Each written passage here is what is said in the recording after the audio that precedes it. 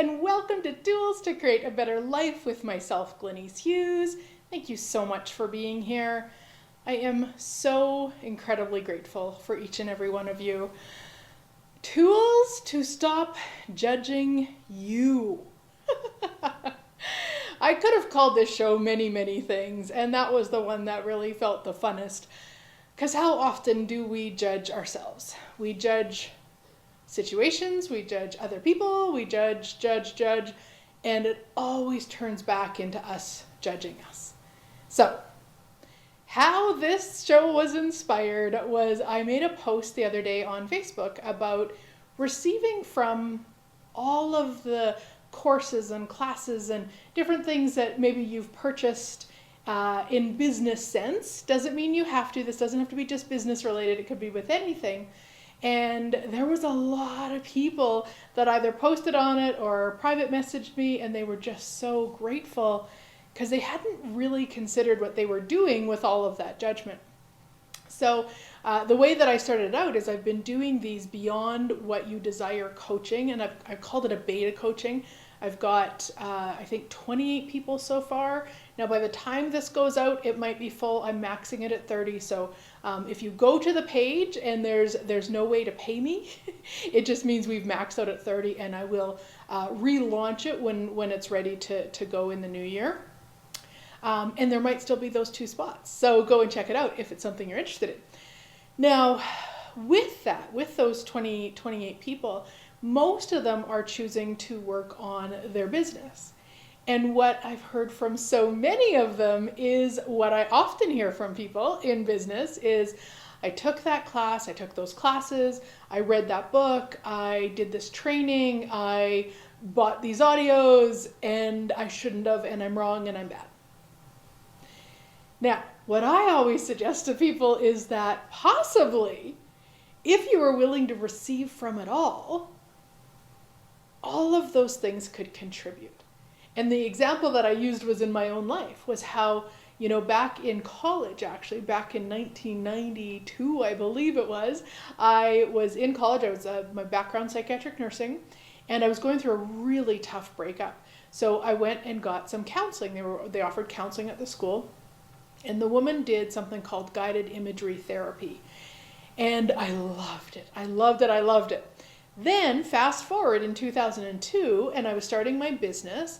I was going to do Reiki, which of course I did. And then I knew I wanted to add something else, but I didn't know what. And I started thinking about what I could add. And what I remembered was this experience with this therapist. So I Googled guided imagery therapy, and what came up was hypnotherapy. So I added hypnotherapy. So when I started my business in 2002, those were the 2 things that I offered.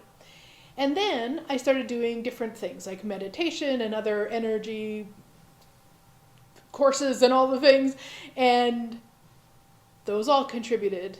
And then I started studying access consciousness. Oh, before that, I started studying theta healing.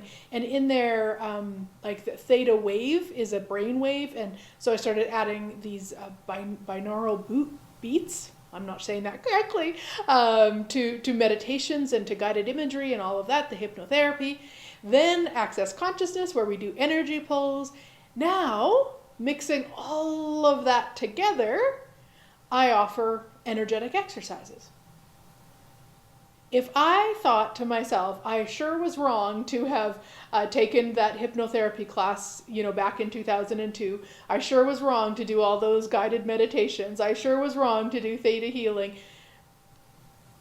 I wouldn't have the capacities to be the energetic exercises that I be with my clients. So what we want to look at is whatever we're judging, or whoever we're judging, is to ensure we don't receive. So when we judge the past trainings we've taken, we're ensuring we don't receive from them, which means then we can't actually utilize them to create greater. Yeah, do you get the energy of that? Like, do you get the separation you create? The other thing, of course, if you're judging, if I say I would judge that I had taken theta healing, and I actually did a lot of theta healing, and I taught theta healing. Like, that's how much I loved it. And I still see the value in it. I still see the value actually in everything I did. I have no judgment of choices that I've made in business like that. I've probably got lots of judgment about other things, but in business, when I look back at all the things, even psychiatric nursing, back in 1993, I graduated, and for many years, when I started my own business, I had a lot of judgment because I wasn't willing to receive. I wasn't willing to bring the psychiatric nursing capacities, let's say, into my current life until I was. And so this is what you want to look at is, what are you judging so that you don't receive for it? And what if you could stop the judgment so you could receive? So tool number 1 to stop the judging of you is to recognize when you're doing it and look at that like, how could I utilize this to create greater? Just ask that question. Or maybe even turn it a little bit. Sometimes the how question can be a little bit sticky. Like, what would it take to receive from this so I can utilize greater with it, or something like that? Like, you just want to recognize you're judging. That's probably the best tool. Recognize you're doing it. That is tool number 1. Recognize you're judging. And then, all right, you could even ask, what else is possible here? Or if I didn't judge this, how much more could I receive? There, that's a simple one. Yeah, so that you could start receiving from it, getting out of the judgment of you and recognizing. I mean, I look at, and I mean, the energetic exercises is just a really easy example for people to kind of see the steps, or the pieces of it, not steps, but the pieces of it. And that really is the way for all of us in our entire life. Even if you want to look at people that you've dated in the past and then go to the judgment of that, guess what? You're not receiving. What if you're like, wow, okay, cool, I chose that. I chose that person. Now, I've been with hubby almost 30 years, so I mean, it's been a long time, but I do have some of those people in my past where it's like, oh my gosh. And if we're willing to receive from that, then if you are still dating and you're still looking for somebody, you probably won't choose people like that, right? So once we choose something and we get the awareness, often we don't choose it again. Now, you might say, but Glenyce, I have a theme of always dating these people. Then get curious with that. Don't go to the judgment of you with what's wrong with you about it. Look at it. Okay, what is that? And of course, my favorite question, what's the value of dating somebody like that? What's the value of always choosing people like that? Whatever like that means to you. Get curious with it. If you're willing to be honest with you, you can change anything. It's about adding the awareness, which is whatever that is. Like, oh my gosh, that person, that type of person is just like my dad, or just like my mom, or just like whatever awareness. And those are really just, just examples. It could be a bazillion things. But once you acknowledge it, what else could you choose? What else could you choose? Now, for those of you who are in business and would like to be offering one-to-one coaching programs, have I got a deal for you? Depending on when you watch this, we are having a sale on it because it actually won't occur until January of 2023. So we've got reduced pricing right now if you want to get in, and pricing and bonuses change the closer that we get to the actual class date. So do check that out. The link is above or below. If you don't see a link, let me know and I will get it for you. If you do what I call themes, okay, cool. What else could you choose? I've often talked about one of my themes growing up, and as an adult even, like many, many years, was this theme of jealousy. So I grew up, I had 2 older sisters. For many years I was the baby.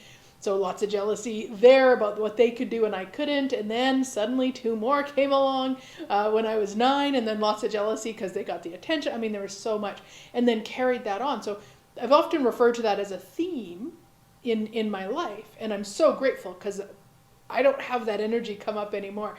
Now, that's taken some tenacity around looking at and being present with those energies. So when that jealousy would come up, when I was willing to change it, I trained myself to ask different questions to get more present. And there was a quote from a woman, I bet this was probably 10 years ago now. I know her first name is Danielle.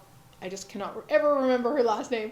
And she's a published author and such. And it was a quote from her that really got me looking at it differently, because her quote was, "Jealousy is a call to action." Yeah. So for me, that theme wasn't so much that it was something I had to choose, it was that I wasn't actually looking at it for what it was. So I was calling it jealousy, I was distracting myself with it, rather than looking at when that energy came up for me, okay, what would I like to choose that's like that or even greater? Which is a great question if that's an energy for you. And again, it goes back to what we've been talking about, is get curious with what is this? What is this that's going on? What is this energy? Is this something, would I like to continue to choose this? That's the other thing that we don't often recognize with judgment, is that we actually are choosing it. And I know it often doesn't feel like we are. It often feels like we don't have any choice whatsoever. It's happening to us. But I promise you, there's choice. We're choosing it. So if you don't like choosing it, guess what? You can choose again and again and again and again. Yeah. So a few different tools to get you out of the wrongness of you, my sweet friends. I wonder what magic might be possible now that has never been possible before. Thank you so much for being here, and I look forward to chatting again next week.